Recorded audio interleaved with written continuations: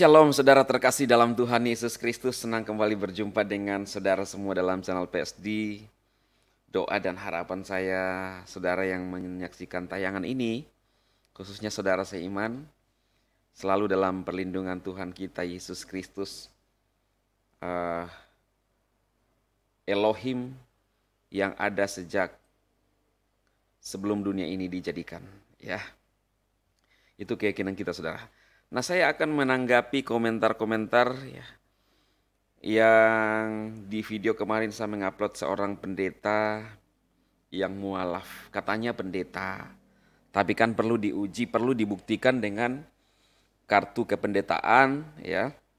Kemudian ijazah-ijazah itu perlu dibuktikan dengan fakta-fakta ya, atau ijazah yang benar ya. Kita masih bisa curiga kalau belum ada data-data seperti itu, seperti yang pernah dibahas oleh Bung Ade Armando, beberapa yang mengaku pendeta ya, dengan mengaku pendeta kemudian mualaf, tapi ternyata sumber-sumber dasar mereka itu tidak jelas ya. Pernah saya bahas juga, termasuk Ustadz Yahya Waloni yang katanya dia adalah rektor, ternyata diteliti Pak Esra Soru tidak ada ya. Ya mereka yang bilang loh, bukan saya yang ngomong ya. Ini saya hanya menyampaikan apa yang mereka sampaikan ya saudara ya. Dan mendapat banyak tanggapan dari saudara-saudara saya juga dari Muslim ya. Nah kemudian ada satu yang komentarnya begini ya. Sebentar kita lihat komentar-komentarnya yang lain ya saudara. Saya akan bacakan dulu, ada komentar teman. Ada dari Pak Busai Fauzi. Yesus katanya Tuhan, kemudian mati dibunuh oleh manusia ciptaannya sendiri. Masuk akal enggak? Ya bagi orang yang tidak mengerti memang tidak masuk akal. Tujuan penebusan tidak masuk akal ya.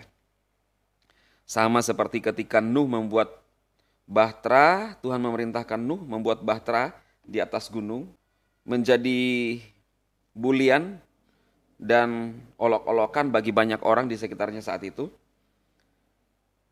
Mana mungkin Nuh, ada air, kamu buat bahtera di atas gunung, kamu sudah gila ya. Tetapi pada akhirnya air itu datang karena hanya Nuh yang tahu visi dari Tuhan, maka Nuh dan seisi keluarganya selamat. Ya sama halnya. Katanya Yesus Tuhan kemudian mati dibunuh oleh manusia sendiri. Tidak masuk akal. Memang tidak masuk akal bagi orang yang tidak mengerti tujuan penyelamatan. Dan tidak mengerti. Kalau saudara lihat zaman perjanjian lama ketika orang berbuat dosa, mereka harus mengorbankan binatang untuk ganti sebagai penebus untuk mereka bisa ampuni dosanya, membayar kesalahan.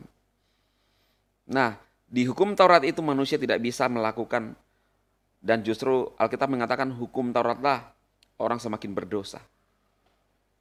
Itu sebabnya kita perlu penebusan. Dan saya sudah membahas kemarin bahwa kedatangan Yesus adalah merupakan perantara perjanjian baru bagi umat manusia. Jadi manusia ini perlu ada yang menyelamatkan untuk nanti masuk surga. Kalau yang berkomentar ini terpaksa harus jawab ya. Kalau saudara tidak percaya kepada Yesus sebagai penyelamat, siapa yang mau menyelamatkan saudara? Di dalam Alkitab, bukan karena perbuatan baik kita diselamatkan. Bukan karena kekayaan kita diselamatkan. Bukan karena darah binatang kita akan diselamatkan seperti hukum Taurat. Itu di dalam Alkitab ya yang saya percayai. Itu sebabnya kita butuh juru selamat. Yesus datang bukan hanya menjadi pembanding dengan nabi-nabi, bahkan yang bukan nabi pun di dalam Alkitab dikatakan nabi oleh ya orang-orang yang biasa berkomentar. Ya saudara ya. Nah, kemudian komentar Bapak Busai Fauzi ini dijawab oleh Ibu Yulinda Simbolon ya. Saudara lihat di layar. Busai Fauzi, di Ketamu saja terlihat jelas keilahian Isa alaihissalam sepertinya terlihat ya. Lalu dia memberikan ini saudara, Menurut Quran ya, ini saya baca dari komentarnya dari saudara Yulinda ya. Inilah firman Allah kepadamu. 1. Isa lahir oleh kuasa roh Allah. QS 21 ayat 91. Nomor 2. Isa itu roh Allah dan firman-Nya. Hadis Anas bin Malik halaman 72. Saya bacakan aja, saudara bisa lihat sendiri ya. Nomor 3. Isa itu rasul Allah dan firman-Nya. Dalam kurung QS 4 ayat 171 ya. Lalu nomor 4, Isa itu jalan yang lurus supaya diikuti. QS 43 ayat 61. Isa pembawa terang supaya diikuti. QS 43 ayat 63 ya. Isa diberi mukjizat dan Roh Kudus. QS 2 ayat 253. Nomor 7, Isa mengatakan perkataan yang benar. QS 19 ayat 24. Isa menyembuhkan orang buta sejak lahir. QS 3 ayat 49. Isa menghidupkan orang mati dari kubur. QS 5 ayat 110. Isa berkuasa di dunia dan di akhirat. QS 3 ayat 45. Isa adalah satu-satunya Imam Mahdi, hadis Ibnu Hajah. 12. Isa mati dan bangkit ke surga. QS 3 ayat 45 ya. 13. Isa lahir, mati dan dihidupkan kembali. QS 19 ayat 33. 14. Isa akan diimani oleh semua ahli kitab. QS 4 ayat 159. Isa adalah hakim pada akhir zaman, hadis Sahih Muslim. 16. Isa itu yang awal dan yang akhir. QS 57 ayat 3. Nah saudara, ini komentar dari Ibu Yulinda Simbolon yang berkomentar di video kemarin ya. Yang mengirimkan ini lalu saya baca dan menjawab komentar dari Busai Fauzi. Yesus katanya Tuhan, kemudian mati dibunuh oleh manusia ciptanya sendiri. Masuk akal enggak? Lalu dijawab Ibu Yulinda tadi dengan ayat-ayat itu ya, dikirimkan yang saya baca ya saudara ya. Saudara bisa lihat sendiri ya di sana ya. Apakah benar yang saya bacakan ini dari komentar yang dikirimkan oleh Ibu Yulinda. Nah, tapi menjawab pertanyaan Yesus katanya Tuhan kemudian mati dibunuh oleh manusia ciptaannya sendiri, masuk akal enggak? Itu tadi saya bilang, memang tidak masuk akal saudara. Bagi orang yang tidak memahami Alkitab. Bahkan pendeta Dance yang ketika ditanya tentang di mana mengambil MTH-nya terlihat kayak grogi ya. Ya saya sih cuma ngomong gitu terlihat grogi. Ya perlu diperiksa aja. Dan bukan berarti ada yang berkomentar kalau seorang pendeta itu sudah paham isi kitab. Tidak semua saudara. Ya tidak semua. Ada juga pendeta abal-abal. Apalagi dia menyatakan bahwa Yesus itu setara dengan nabi. Artinya ini pendeta sudah tidak memahami arti penebusan dosa umat manusia. Tidak memahami Alkitab. Lalu dia masuk dalam perkumpulan seluruh umat. Dari agama Buddha, Hindu, Muslim, Kristen, lalu membuat satu kitab. Ini menurut saya di luar dari ajaran, tidak sesuai dengan ajaran Alkitab. Karena kalau Alkitab saudara yang saya percayai, ya, jelas bahwa Yesus itu Tuhan. Dan di dalam Markus 13 ayat 13 saudara dikatakan gini, ada satu ayat. Tidak heran ya, gini. Kamu akan dibenci semua orang karena namaku. Nama siapa? Nama Yesus. Kadang-kadang namaku, aku atau dia itu kadang-kadang mengarah merujuk kepada Yesus. Tetapi beberapa ustadz mengatakan bahwa merujuk kepada Elohim. Nah ini apakah ini Elohim? Tidak mungkin. Kamu akan dibenci semua orang karena namaku. Tetapi orang yang bertahan sampai kepada kesudahannya, ia akan selamat. Ya saudara, tidak heran saudaraku yang dari Kristen kita kadang dibenci karena nama Yesus. Entah kenapa nama Yesus itu tidak disukai oleh banyak orang. Ketika disebut nama Yesus, Yesus adalah Tuhan, seperti nggak terima gitu ya. Ya, kalau kita sih kan nggak masalah. Mereka mau percaya kepada siapa, kepada Allah, kepada mana saja, kita nggak pusing saudara. Yang penting kita tahu tujuan yang pasti, keselamatan yang pasti, bahwa di dalam nama Yesus. Dan Yesus sudah memperingatkan kok, karena dia tahu. Ya, dia memberikan kita penghiburan, dia memberikan kita kekuatan sebelumnya, karena dia tahu. Supaya kita nggak kecewa. Itu sebabnya Yesus menyampaikan bahwa kamu akan dibenci oleh semua orang karena nama Yesus. Karena kamu percaya kepadaku. Tapi yang bertahan sampai kesudahannya akan selamat. Persis kayak Bahtera Nuh. Dibenci, Nuh diolok. Wah mana mungkin ya kan saudara.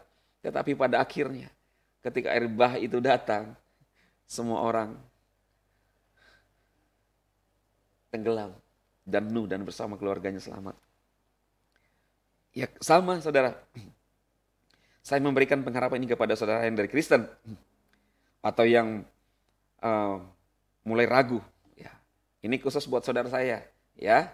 Yang tadi itu saya jawab pertanyaan-pertanyaan, tapi yang ini khusus menguatkan saudara seiman bahwa harus tetap setia kepada Yesus Kristus sampai kepada kesudahannya. Pada akhirnya Yesus akan datang sebagai raja di atas segala raja. Bagi siapa? Bagi orang yang percaya dia. Ada yang bertanya, bagi siapa Yesus datang sebagai raja? Ya bagi orang yang percaya kepada dia.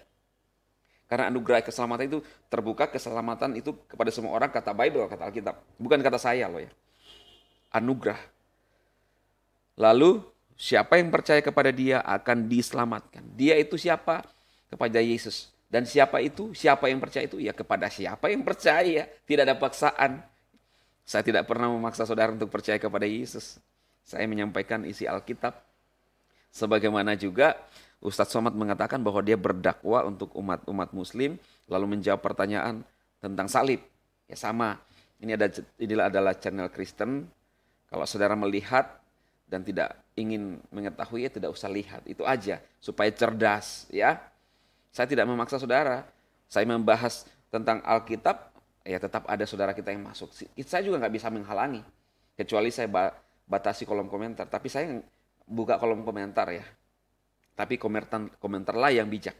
Ada beberapa ayat yang dia saudara-saudara kita tunjukkan alasan banyak mualaf. Saya di lain waktu saya akan bahas ya. Mereka memotong-motong termasuk alasan Pak Dance, Yohanes 17 ayat 3. Dia hanya menggunakan itu. Tetapi dia tidak melihat ayat yang kelima dan 6. Yesus mengatakan bahwa muliakanlah saya dengan kemuliaan yang saya miliki sebelum dunia dijadikan. Artinya apa? Yesus itu adalah Allah dan Elohim sendiri, saudara. Semoga firman Tuhan ini bermanfaat buat saudara, pesan-pesan saya ini, sekaligus juga menanggapi komentar saudara-saudara yang dari Muslim ya. Tuhan memberkati saudara semua dan saya berdoa buat saudara yang dari Kristen. Bapa, diberkati setiap saudara seiman yang melihat tayangan ini, biarlah rohmu bekerja menguatkan iman percaya kami. Dan siapapun juga yang melihat tayangan ini, rohmu bekerja bagi mereka. Tidak ada yang mustahil bagi Yesus Kristus. Dan rohmu yang engkau utus bagi kami, Roh Kudus, kami percaya itu sanggup melakukan perkara yang ajaib.